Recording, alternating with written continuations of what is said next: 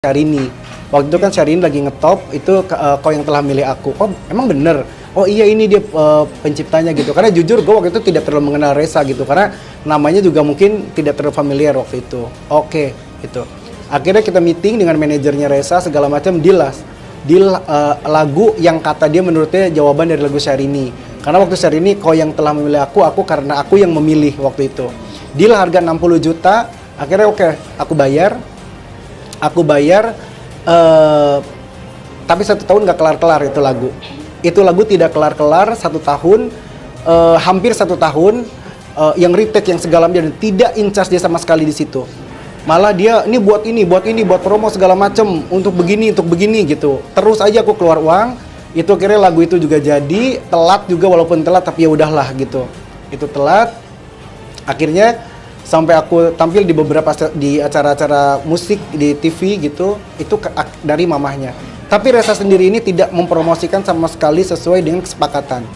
Malah dia ya ada nipunya, ada minjemnya, ada mintanya ke saya gitu. Dan itu saya juga atas sepengetahuan keluarganya dan manajernya. Saya selalu ngomong ke manajernya, ke keluarganya, ini Reza gimana gini-gini, kasih dulu aja nggak apa-apa. Tapi saya nutup cuman waktu itu sekitar 150 juta. Bukan utang piutang, ada hutang, ada nipu, ada minta. Nipunya beda sendiri, mintanya sendiri, hutangnya sendiri. Setelah lama tak nampak di hadapan layar kaca tanah air, penyanyi Reza Herlambang kini kembali muncul dengan membawa kisah kelam yang dialami hidupnya. Namun, kemunculan Reza Herlambang saat ini nyatanya kembali membuka tabir baru. Ya, secara belak-belakan, Kiki Kanu mengaku jika Reza Herlambang memiliki hutang dan digadang-gadang kerap menipu calon penyanyi baru sampai mengakibatkan korban rugi ratusan juta rupiah. Ia pun menghimbau kepada publik untuk tidak serta-merta percaya akan kisah tragis yang diceritakan Reza Herlambang. Pengakuan tersebut rupanya tak hanya dialami oleh Kiki Kanu. Seorang manajemen artis bernama Astrid pun turut membongkar kedok asli Reza Herlambang. Lantas, seperti apakah kesaksian Kiki Kanu hingga Astrid terkait masalah hutang Reza? Benarkah Reza terlilit hutang dari banyak pihak? Ya, ini momen yang saya tunggu nih Reza muncul emang gitu. Karena saya udah lama nyari-nyari dia. Semua akses saya di blok dari media sosial sama WhatsApp 7 nomor tuh di blok. Nah tiba-tiba dia muncul kan. Gimana caranya saya bisa menghubungi dia kan nggak bisa. Akhirnya saya berbicara di sini gitu untuk mengungkap yang selama 8 tahun ini saya pendem gitu. Jadi saya mengenal Reza ini berawal dari saya waktu itu buka satu perusahaan di Cibubur. Nah, manajer saya Tini yang jadi manajernya dia sekarang itu mengundang artis, salah satunya Reza Herlambang. Setelah dia perform di tempat saya, besoknya Tini bilang ke saya, Ki, coba beli lagunya Reza Herlambang karena dia lagi ngetop nih lagu Syahrini. Waktu itu kan Syahrini lagi ngetop itu kau yang telah milih aku. Oh emang bener? Oh iya ini dia penciptanya gitu. Karena jujur gue waktu itu tidak terlalu mengenal Reza gitu. Karena namanya juga mungkin tidak terlalu familiar waktu itu. Oke gitu. Akhirnya kita meeting dengan manajernya Reza segala macam deal lagu yang kata dia menurutnya jawaban dari lagu Syahrini. Karena waktu Syahrini kau yang telah memilih aku karena aku yang memilih waktu itu. Deal harga 60 juta, akhirnya oke, aku bayar, tapi 1 tahun nggak kelar-kelar itu lagu.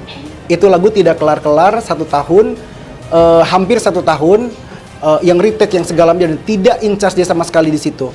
Malah dia ini buat promo segala macam untuk begini gitu. Terus aja aku keluar uang, itu akhirnya lagu itu juga jadi, telat juga walaupun telat tapi ya udahlah gitu.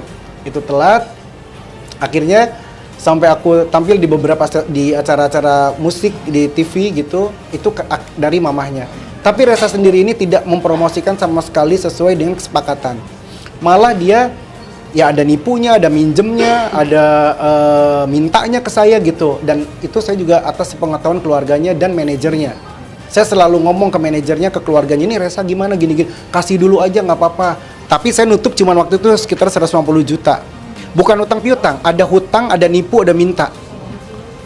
Nipunya beda sendiri, mintanya sendiri, hutangnya sendiri. Kalau buat orang kembali, susah mas. ridho saya mah nggak apa-apa, mau dibayar alhamdulillah, mau nggak dibayar ya udah. Tapi saya yang nggak ridho ini yang 17 juta yang dia bilang buat mamanya sakit, tapi dia nipu malah buat beliin orang iPhone sama mau ngasih duit, itu saya yang harus balik. Tobat, udah itu aja.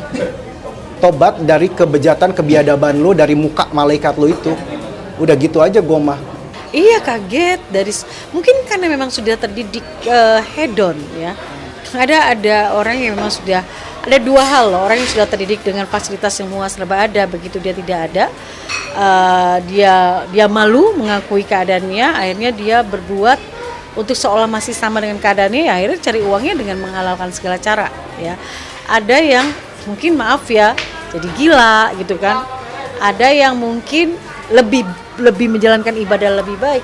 Mungkin Idalmin Reza juga, saya kira bukan yang seorang Reza Herlambang yang mengalami dari ada menjadi nggak ada.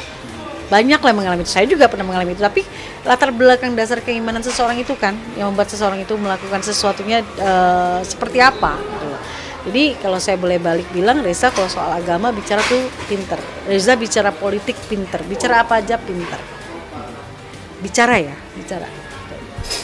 Tapi menyikapi kehidupan dia tidak pintar. Udah, karena saya nggak mau pusing gitu loh. Saya berpikir udahlah selesai. Saya dengar juga banyak banget yang ditipu. Aduh gila nih, nggak selesai ya. Tapi memang saya aneh sih, orang-orang di lingkungannya itu ada yang apa ya, mendiamkan, ada yang tidak mengingatkan. Tapi sebenarnya Reza itu sosok yang kalau dia punya uang, saya tahu banget. Dia mungkin dapat uang misalnya dari Kanuni. Nanti dia bagi-bagi tuh teman-temannya, dia royal, dia tuh hedon banget, dia tuh suka dengan tempat-tempat yang mewah, makan yang mewah, branded semua kan barang-barang yang dia pakai itu. Iya, saya sebenarnya prihatin dengan Reza. Harapan Mbak dengan adanya peristiwa ini, semoga dijadikan satu perenungan buat Reza ke depannya. Semoga Reza bisa lebih bertanggung jawab dan berkomitmen dengan pekerjaan aja. Karena pekerjaan yang Reza lakukan ini menghasilkan rezeki yang besar. Kalau Reza mau fokus menyelesaikan, ya mungkin Reza nggak akan dianggap sama orang dengan tanda kutip, maaf kalimat, nipu ya gitu loh. Jadi lakukan pekerjaan secara tuntas, jangan hanya ambil uangnya aja. Dan semoga Reza bisa lebih bijak, karena Reza tuh pinter loh, bisa bikin karya. Mudah-mudahan saya malah berharap setelah ini Reza namanya naik lagi, Reza bisa bikin karya lagi, dapat rezeki yang banyak lagi. Terus kemudian Reza kembalikan saja uang siapapun itu menjadi haknya orang-orang tersebut, walaupun secara mencicil, ya kan? Berarti ada itikat baik. Itu aja sih harapan saya.